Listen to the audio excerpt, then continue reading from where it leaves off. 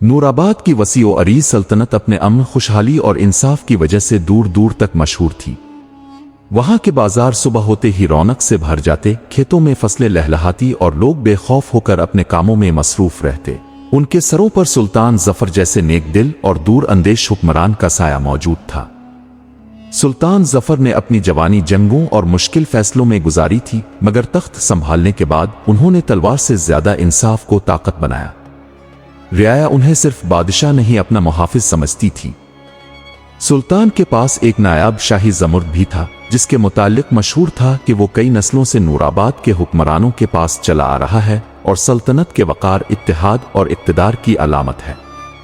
اس زمرد کی قیمت کا اندازہ لگانا ممکن نہ تھا، مگر سلطان کے لیے اس کی اصل قدر اس کی چمک نہیں، اس کے ساتھ جڑی ذمہ داری تھی۔ اسے شاہی خزانے میں رکھنے کے بجائے سلطان نے اپنے تخت کے قریب بنے ایک خفیہ خانے میں محفوظ کر رکھا تھا، جس کا راز محل کے چند انتہائی بااعتماد لوگوں کو ہی معلوم تھا۔ انہی لوگوں میں وزیر اعظم قاسم بھی شامل تھا، جو برسوں سے سلطان کے ساتھ ہر اہم فیصلے میں موجود رہتا تھا۔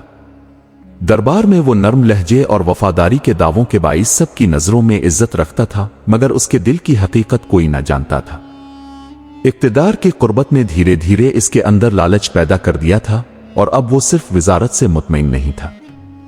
اس کی نگاہ شاہی تخت پر تھی، اور اسے یقین تھا کہ جب تک سلطان زندہ ہے اور شاہی زمرد ان کے قبضے میں ہے، اس کا خواب کبھی پورا نہیں ہو سکتا۔ اسی لیے اس نے خفیہ طور پر اپنے وفادار سپاہیوں، محافظوں اور جاسوسوں کا ایک جال محل کے اندر بچھا دیا تھا۔ اس کا منصوبہ تھا کہ ایک رات زمرد چوری کر لیا جائے، سلطان کو راستے سے ہٹا دیا جائے، اور پھر عوام میں یہ خبر پھیلا دی جائے کہ جو حکمران اپنی سب سے قیمتی امانت کی حفاظت نہ کر سکا، وہ سلطنت کی حفاظت کے قابل بھی نہیں۔ کئی ہفتوں تک قاسم نہایت خاموشی سے اپنی تیاری مکمل کرتا رہا، اور کسی کو اس پر شک نہ ہوا، مگر ایک سرد رات جب پورا محل گہری خاموشی میں ڈوبا ہوا تھا، سلطان ظفر کے خفیہ دروازے پر 3 ہلکی دستکیں ہوئیں۔ یہ وہ اشارہ تھا جو صرف ان کا پرانا جاسوس استعمال کرتا تھا۔ سلطان نے دروازہ کھولا تو سامنے ایک تھکا ہوا آدمی کھڑا تھا، جس کے کپڑے گرد سے بھرے اور شکل خوف سے زرد تھی۔ اس نے کانپتے ہاتھوں سے ایک مہر بند پیغام سلطان کے حوالے کیا اور دھیمی آواز میں کہا، جہاں پناہ دشمن سرحد کے باہر نہیں، آپ کے تخت کے بالکل قریب ہے۔ سلطان نے فوری پیغام کھولا۔ جیسے جیسے وہ اسے پڑھتے گئے، ان کی نرمی سختی میں بدلتی گئی۔ اس میں وزیر قاسم کی غداری، شاہی زمرد کی چوری اور سلطان کے قتل کا پورا منصوبہ درج تھا۔ سلطان چند لمحے خاموش کھڑے رہے، پھر انہوں نے نگاہ اٹھا کر تاریک دروازے کی طرف دیکھا اور دل ہی دل میں فیصلہ کر لیا کہ قاسم کو فوری گرفتار نہیں کیا جائے گا۔ اسے ایسی چال میں پھنسایا جائے گا جس سے نہ صرف اس کی اصل شکل سامنے آئے، ساتھ میں محل میں اس کے تمام ساتھی بھی ایک ساتھ بے نقاب ہو جائیں۔ سلطان ظفر پوری رات جاگتے رہے۔ ان کے سامنے 2 راستے تھے۔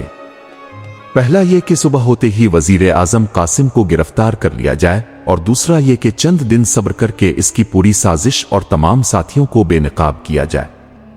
طویل غور و فکر کے بعد سلطان نے دوسرا راستہ اختیار کیا۔ وہ جانتے تھے کہ اگر صرف قاسم کو پکڑ لیا گیا تو محل میں دوسرے غدار فوری محتاط ہو جائیں گے، اور پھر کبھی ان تک پہنچنا ممکن نہیں رہے گا۔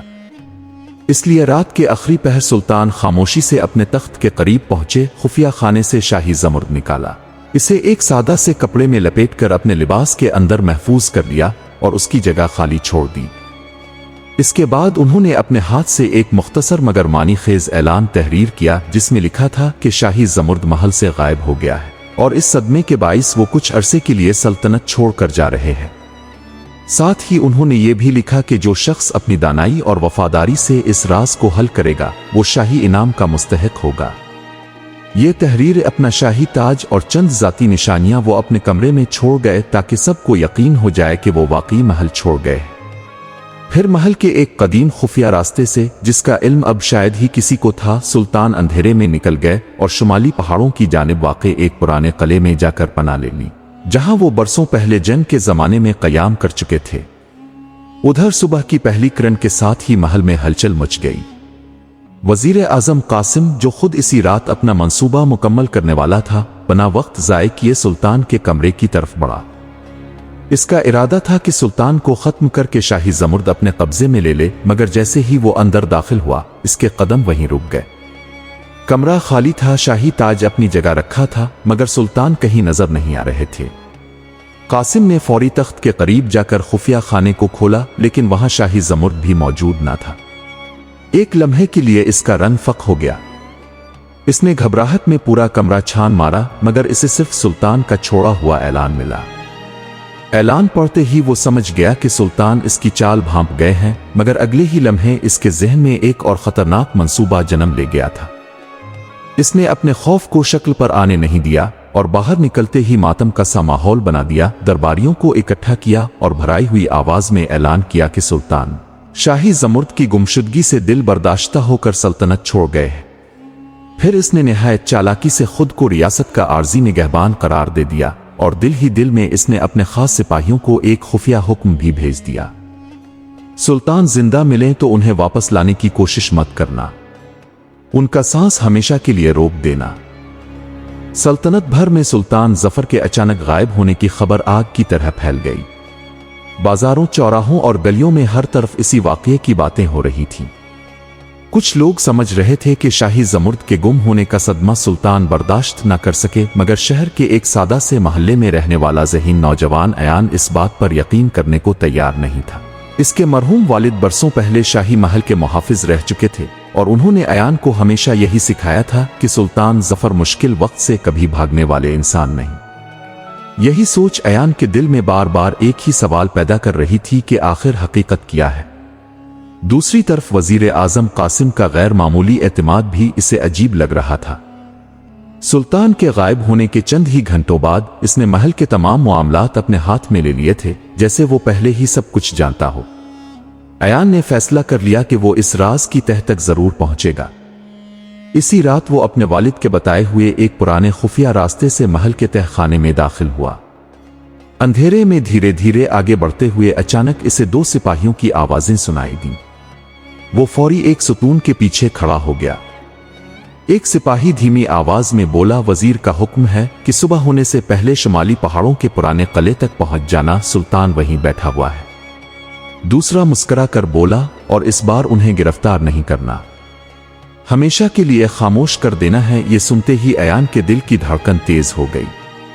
अब इसे यकीन हो गया था कि वजीर सिर्फ इक़्तिदार नहीं, वो सुल्तान की जान का भी दुश्मन बन गया है। सिपाहियों के वहां से जाते ही अयान ने एहतियात से वजीर के खुफिया कमरे की तलाशी ली। काफी देर बाद इसे एक मेहरबंद पैगाम और वजीर की शाही मेहर मिल गई, जिनमें सुल्तान को रास्ते से हटाने का हुक्म दर्ज था।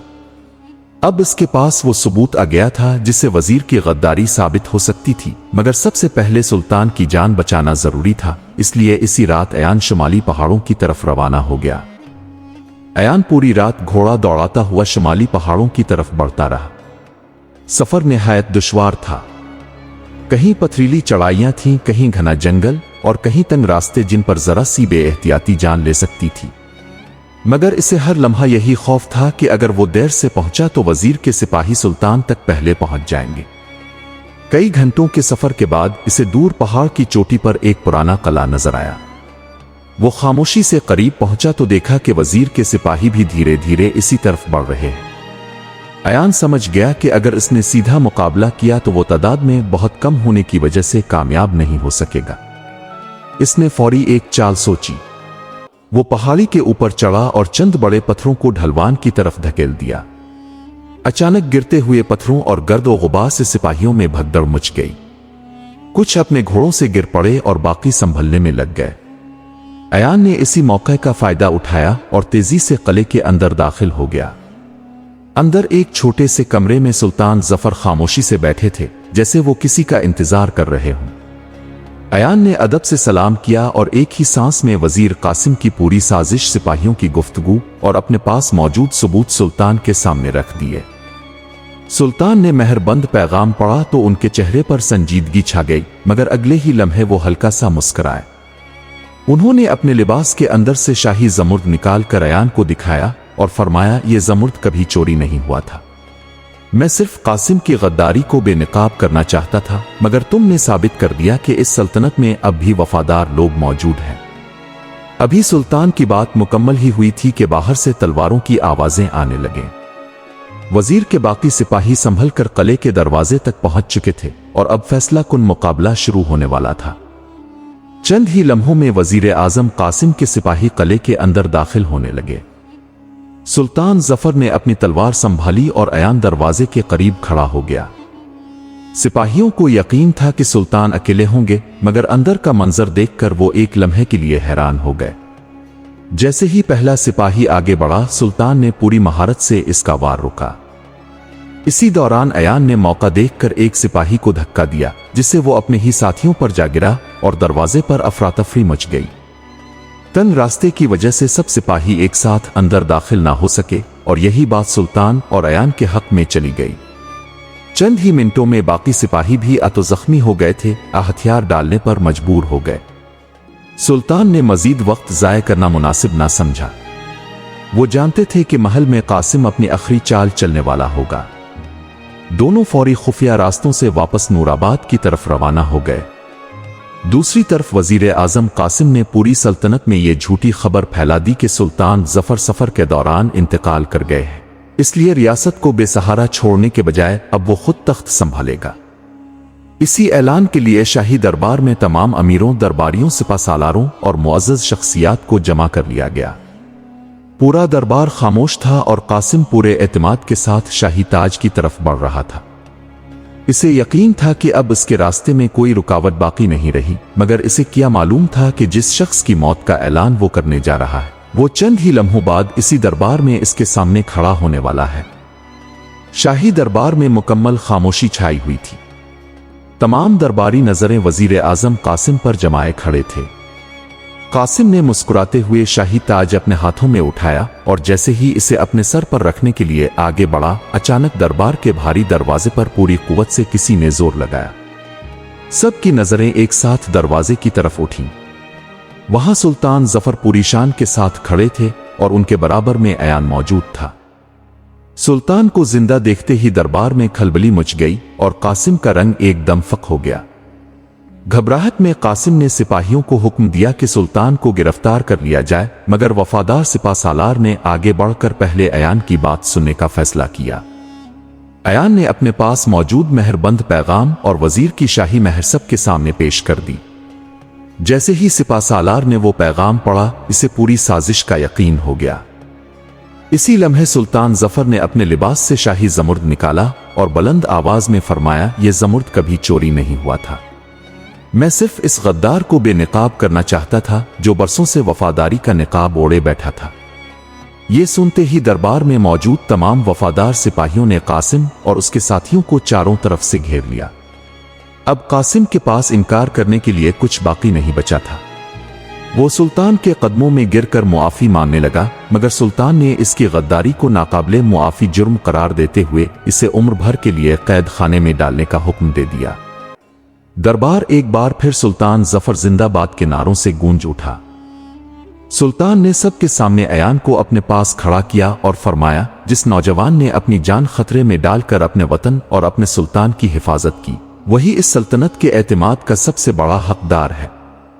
इसी दिन सुल्तान ने अयान को नूराबाद का नया वजीर आजम मुकर्रर कर दिया। यूं एक आम मगर ज़हीन नौजवान ने अपनी बहादुरी, वफादारी और अक्लमंदी से न सिर्फ एक गद्दार की साजिश नाकाम बनाई, वो हमेशा के लिए तारीख में अपना नाम भी रोशन कर दिया।